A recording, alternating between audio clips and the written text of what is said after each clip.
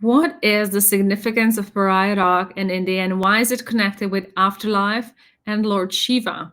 Let's find out together. Let's get into it.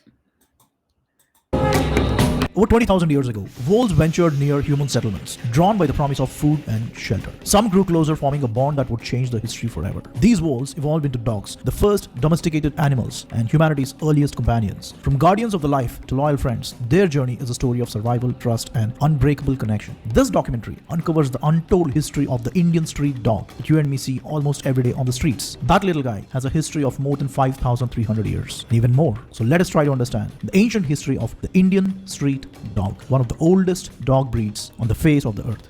Before we get to the Indian street dog, we need to understand certain basics about the evolution of dog. Humans domesticated dogs over 20,000 years, recognizing their potential for hunting, protection, and companionship. Dogs offered early humans security by guarding settlements and aiding in hunting, while humans provided food and shelter.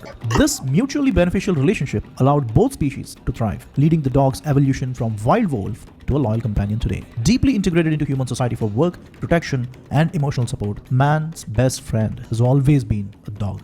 Common sense begs this question of why dog has been so well domesticated than any other species. A dog is more faithful than a cat or a cow or a bull or any other animal. Why? Dogs are highly social because of their wolf ancestors. Wolves live in packs, relying on cooperation and strong bonds to survive. This pack lifestyle helped them develop communication and teamwork skills, which dog inherited. Basically, wolves love to live in company, and so are the dogs. Additionally, wolves are monogamous. They stay with one mate for life. So this loyalty and strong bond between partners became a key trait in dogs, making them naturally inclined to form close and lasting relationships with humans and other animals at home, thus guarding the safety of the crops and the cattle of the early man. And that's where this journey of the man and dog has begun. Almost every civilization, each and every civilization domesticated dogs, and here are a few important ones. Greyhounds, Egypt, 3100 BCE. Saluki, Mesopotamia, 3500 BCE. Laconian, ancient Greece, 1200 BCE. Chow Chow, ancient China, 2000 BCE. Celtic Hound, ancient Europe, 1500 BCE. Saluki, ancient Persia, 500 BCE. Talhatan Bear Dog, North America, 1600 CE. Norwegian Elk Hound, North Civilization, 800 CE. Basenji, Sub-Saharan Africa, 3000 BCE. The list is endless, but you get the point. Every civilization domesticated dog for all practical purposes. And now, let's get to one of the oldest continuous running civilizations on the face of Earth, Bharat, as to what kind of dog existed in Bharat and how we together, Bharat as a civilization, looked at dog. In the Indian subcontinent, for over thousands of years, the Indian Pariah dog, this breed, has been thriving in this region. I am not at all referring to any of the fancy breeds. I am just referring to the street dog. The name of this dog breed is called as the Indian Pariah dog, or Desi Kutta in Hindi, or Uru Kukka in Telugu. The Indian Pariah dog evolved naturally over thousands of years in the Indian subcontinent, shaped entirely by natural selection. Unlike modern breeds, they were not selectively bred, allowing them to develop traits essential for survival such as resilience, intelligence, and adaptability. These dogs thrived by scavenging, avoiding predators, and forming a symbiotic relationship with early human settlements. As one of the world's oldest and purest landrace breeds, the Indian Pariah dog is a symbol of natural evolution. Here are a few important aspects that we need to know about the Indian Pariah dog or the Indian street dog. First thing, like I just said, ancient origins. So the Indian Pariah dog is one of the oldest and naturally bred dog breeds without any human intervention. Number two is the genetic time capsule. DNA analysis show that this dog has its unique genetic markers set it apart from most of the modern selectively bred dogs. Let me explain that with a small example. Watermelon, a very red and juicy fruit that is sweet today, was not exactly the same some 1,000 years ago. The visual appeal, the taste, the fragrance, none of these were the same 1,000 years ago. All these were genetically modified to suit our palate. And as of today, we can never find that ancient watermelon, how it tasted like 1,000 years ago. Now, applying the same logic here, you have lots of fancy dog breeds, but was there a dog which was 1,000 or a 2,000 or a 3, 4, 5,000 years old? Exactly that. Do we have that even today? Well, that is the Indian street dog for you, to put it simply. And then comes survival of the fittest. The Indian Pariah dog has survived for thousands of years in the harsh conditions and virtually able to digest any kind of food. Well, this is the best of all. This guy is a tough nut. He or she survived over thousands of years with whatever that he or she could get to eat. Lastly, and most important of all the four, what I would say is the guardians of heritage. The guardian of India's heritage, embodying the spirit of Hindu Dharma by preserving the ancient ancient traditions and natural evolution, a dog is very, very crucial in Sanatana Dharma. And unfortunately, many don't realize this. I'll talk about this a little later part of this video. But all in all, this is a quick snapshot on the Indian street dog.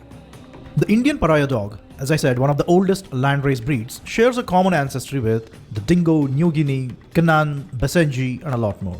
These breeds trace their lineage to ancient, free-ranging dogs that accompanied early human migrations. Around 15,000 years ago, as humans moved from South Asia to West Asia, Africa, and Australia, these adaptable dogs followed, serving as protectors, scavengers, and companions. In Australia, they evolved into dingo, adapting to the arid landscape.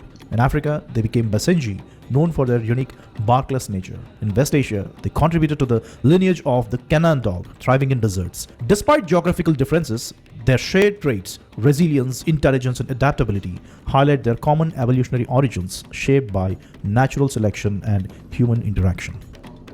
Let's turn our attention to one of the oldest civilizations, the Indus Valley civilization. Dating back over 5,000 years, it provides some of the earliest evidence of human-dog relationships in South Asia.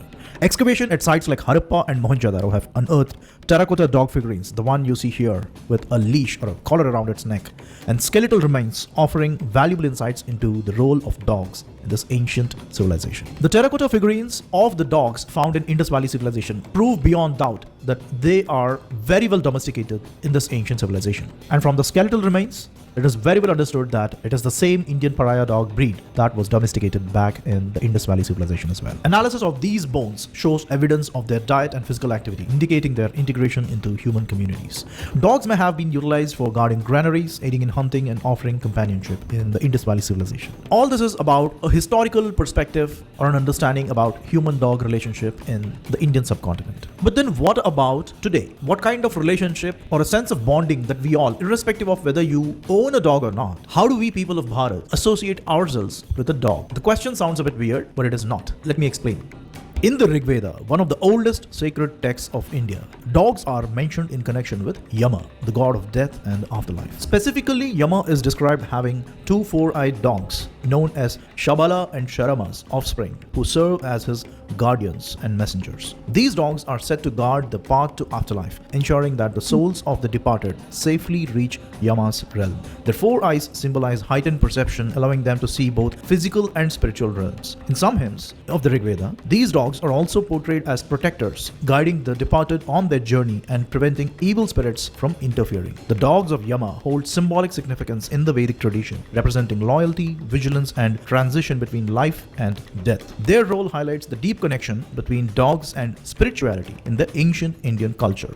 In Hinduism, the Dattatreya, a revered sage and divine incarnation of the Trinity Brahma, Vishnu, and Shiva, is often depicted with four dogs. These dogs represent the four Vedas: Rig Veda, Samaveda, Yajurveda, and Atharvana Veda. These four dogs in the iconography of Dattatreya symbolize wisdom, knowledge, and spiritual teachings contained within the Vedas, which guide the followers on their journey towards enlightenment. Each dog reflects one Veda, embodying the sacred scriptures that form the foundation of Hindu philosophy and rituals. Dattatreya's association with these dogs underscores the importance of the Vedic teachings, which are believed to lead to spiritual liberation and self-realization, with these dogs as the beacons. धर्म सेतुपालकं त्वधर्ममार्गनाशकं कर्मपाशमोचकं सुशर्मदायकं विभुं स्वर्णवर्णकेशपाशशोभिताङ्गमण्डलं काशिकापुराधिनाथ Kalabhairavam bhaje. Kalabhairava, a fierce form of Lord Shiva, is often depicted with a dog as his companion. In fact, the word Kalabhairava, or simply Bhairava. Bhairava is twofold, Bhai and Rava. Rava means sound, and the one which makes a sound that starts with Bha is called as Bhairava. It's basically a dog. Lord Shiva, in the form of Kalabhairava, is often depicted with a dog, which symbolizes loyalty, protection, and faithful guide through the cycles of life, death, and dharma. The dog, as Kalabhairava's companion, embodies the idea of dharma, the righteous path that ensures justice, cosmic order, and spiritual integrity. The dog's presence reflects vigilance in maintaining balance and guiding souls through their inevitable transition of life and death. Kalabhairava, with his dog, not only oversees the passage of time and the afterlife, but also upholds dharma, ensuring that the moral laws are adhered to even in the face of destruction and transformation. Even today, if you go to Varanasi, the worship of Kalabhairava is older than the time itself. And this is another instance as to how Bharat is associated with dog. The final moments of the Mahabharata narrates the journey of Pandavas to the Himalayas, seeking the ultimate goal of moksha. As they begin their ascent, Yudhishthira, the eldest Pandava, leads the way, accompanied by his brothers and a dog. This dog, initially unknown, follows them as they embark on their journey, but its role becomes significant as the story unfolds. Long story short, at one point, Yudhishthira is asked to abandon this dog, but he refuses to do so because he says that the dog sought refuge in him and he would protect and not abandon the dog at any cost. Even that cost could be his life. In this epic moment, Yamadharmaraja reveals himself from the dog, saying that he wanted to test Yudhishthira if he would stand for dharma or lean towards moksha. And undoubtedly, Yudhishthira stood for dharma. In this moment, once again, the dog is revered as the manifestation of dharma. The Indian Pariah dog, from a cultural and traditional and spiritual standpoint, we looked at it as a symbol, or rather a custodian of Jnanam, Kalam and Dharma. Jnana, knowledge; Kalam, time and death; and Dharmam, the righteousness. This is how in Hinduism a dog is looked at. People often associate only cow to be a sacred animal, which is not wrong. While cow has its own significance in Sanatana Dharma, dog also has its own significance and symbolism in Sanatana Dharma. Whether you care for it or not care for it, this little guy, the Indian Pariah dog, be it historically or culturally, is always coming with us. In different forms, in different manifestations, in different symbolisms, carrying different kinds of philosophies. The dog is very much an integral part of Sanatana Dharma. The ancient Vedic thought about dog in Sanatana Dharma reaches its peak in Yajurvedam. Namah swabhya swapatibhya savo namo. Namaskaram to Rudra, who is in a dog and is a protector of dogs. Yajurvedam says that every dog is a manifestation of Shiva and Shiva is the protector of all the dogs. Now this has been the thought about dogs in Bharat over the last couple of minutes that I explained. Now let us take a step back towards the global picture. You will find a very interesting phenomenon, or rather a pattern, about dogs. In the Greek folklore, there is a dog called Kerberos. A three-headed dog guarding the gates of the underworld prevents the dead from leaving it and living from entering the underworld. It is a mythical dog in the Greek folklore that is the custodian of the underworld. As a quick side note, the security protocol that we have, Kerberos, is named after this dog. Same way, Anubis in Egyptian folklore, it is a god of mummification and afterlife, guardian of tombs, and guides the souls of the dead in their afterlife. Basically, in the Egyptian folklore, a dog, Anubis, is revered as the god of death. Now switching to the North European folklore or the Norse folklore, Garmr, a fearsome hound that guards the world of the dead. Pretty much exactly the same. And in English folklore, Shuk, harbinger of death and misfortune, with glowing eyes and a chilling presence. You can already see the pattern. In all these folklores, in all these ancient traditions, including that of Bharat, a dog is always associated with death and afterlife. And not just these 4 or 5 civilizations, there are many other cultures and ancient traditions which associate dog with death all over the world, over thousands of years. This is an unexplainable pattern. Let me tell you why. A dog which has been our best friend and a good companion throughout the life. It is quite natural to associate that with something positive, something good. But how is that all these ancient traditions are associating dog with death and afterlife? That is a very weird and interesting pattern.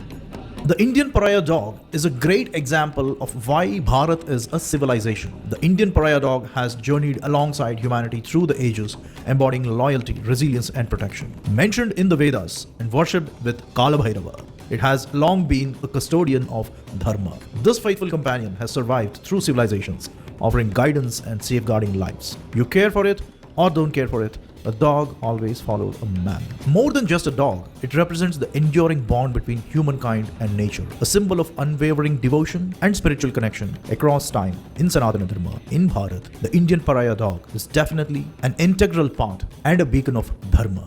Wow. I had no idea about the dogs.